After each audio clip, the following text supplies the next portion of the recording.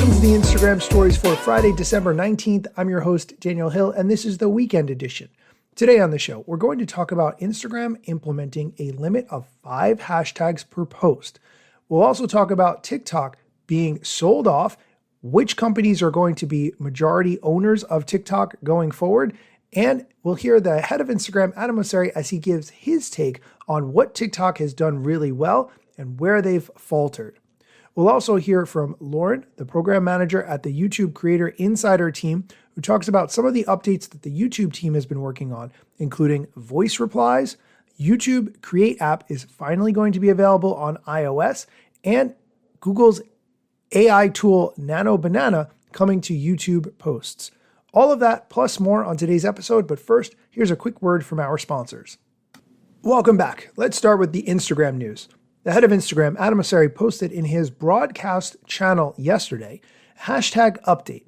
We're now capping hashtags at 5 per post. While I know it can be tempting to use more, a few specific tags actually perform better than a long list of generic ones. Quality over quantity is key. He goes on to say, quick reminder, while hashtags help with search, they don't increase your reach. Focus on working out what kind of content resonates with your audience. That's what really matters. If you would like to see this entire post for yourself, check it out in Adam Mosseri's broadcast channel. Unfortunately, I cannot link to it. And now let's move on to the TikTok news. CNBC is reporting that the TikTok CEO, Shou Chew, told employees yesterday that the company's U.S. operations will be housed in a new joint venture. The new entity is named TikTok USDS Joint Venture LLC, according to a memo that Shou Chew sent to his employees. As part of the new joint venture, the CEO of TikTok said that the company has signed agreements with 3 managing investors, Oracle, Silver Lake, and a company called MGX based in Abu Dhabi. The deal's closing date is January 22nd, 2026. The CEO of TikTok noted in this memo that the new TikTok joint venture would be, quote, majority owned by American investors, governed by a new 7-member majority American board of directors, and subject to terms that protect Americans' data and U.S. national security, end quote. So who actually owns TikTok and how much of it do they own? This is the next question. So it's a U.S. joint venture. 50% will be held by a consortium of new investors, including Oracle, Silver Lake, and MGX, who each own 15%. Just over 30% of the company will be held by affiliates of certain existing investors of ByteDance, and almost 20% will be retained by ByteDance, according to this memo from the CEO. The memo also said that the entity will be responsible for protecting U.S. data, ensuring the security of its prized algorithm, content moderation, and software assurance. The memo also went on to explain that Oracle, in addition to being an investor, will serve as the trusted security partner in terms of auditing and validating that it complies with, quote, agreed upon national security terms, end quote. Sensitive U.S. data will be stored in Oracle's U.S.-based cloud computing data centers, according to the memo. I will link to the article from CNBC with all the details so you can check it out for yourself. The head of Instagram, Adam Mosseri, was on a podcast where he was asked directly about TikTok, what they've done well, where Instagram has to do catch up, and where Instagram has done better than TikTok. Here's the clip. You're being so kind of nice and even-handed with your rivals here. Like, what do you think is TikTok's Achilles heel? How are you going to beat them?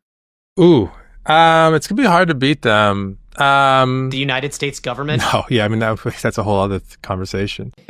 I mean, look, I think their rate of progress has slowed down. And I think in part of that was the distraction with all of the regulatory and policy concerns. So I don't think they have been making progress as quickly as they have in previous years, which gives us a chance to catch up on things like core ranking.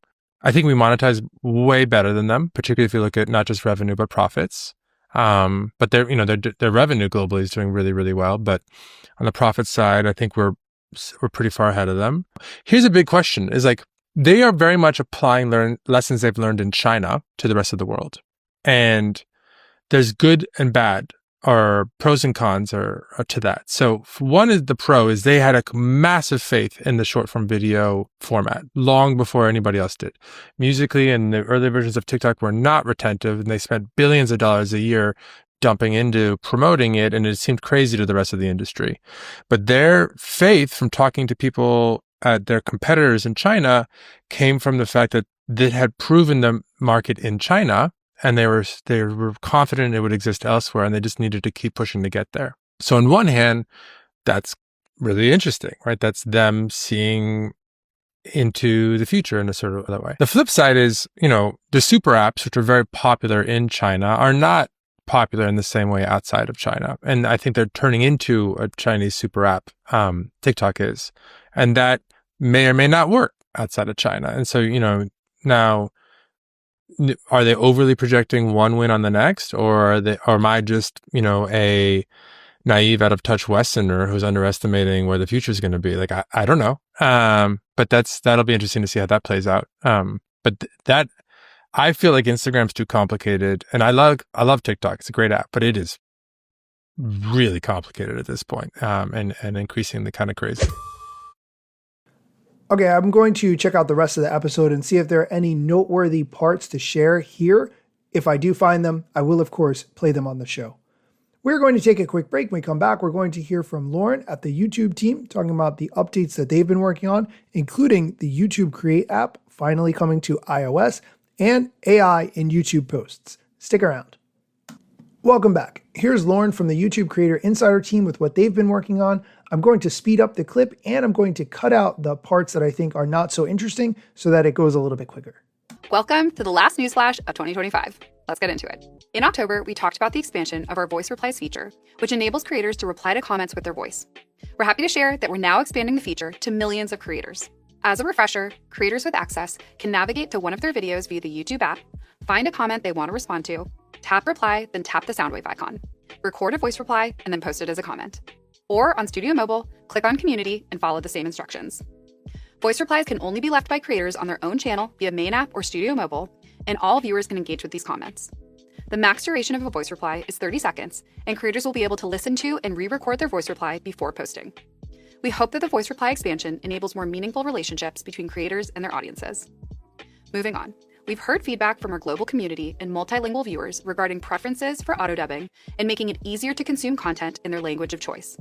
If you're unfamiliar, creators can use multilanguage audio or auto-dubbing to dub their videos and make YouTube content more accessible to audiences around the world. However, to better serve our viewers, we're launching a new setting that manages translations for dubs, titles, and descriptions. Content with the original audio in preferred languages will not be translated and will default to the original audio. Viewers can update the preferred languages on web or in the YouTube app. Let us know what you think. Next, we talked about improvements coming to YouTube Create last week, and now we're happy to share that YouTube Create is now available on iPhone. We'll leave more information below. Okay, I just want to pause it for a quick second and highlight what she said. If you have been paying for CapCut or you're looking for an alternative app for video editing and you want to get more into YouTube, it's nice that YouTube provides this Create app so that you can edit right in there and post directly to YouTube. Okay, here's the rest of her updates. We're experimenting with showing image posts in the Shorts feed to help creators reach their audience with posts in a new place. Creators can include up to 10 images in their posts, making them a great way to tell a story. All image posts created through the Create button may be shown in the Shorts feed during this test. We know audio is an important tool to help you express yourself, so we'll keep everyone updated as we explore testing music with this experience. Next, Nano Banana, Google's image editing model, is coming to YouTube.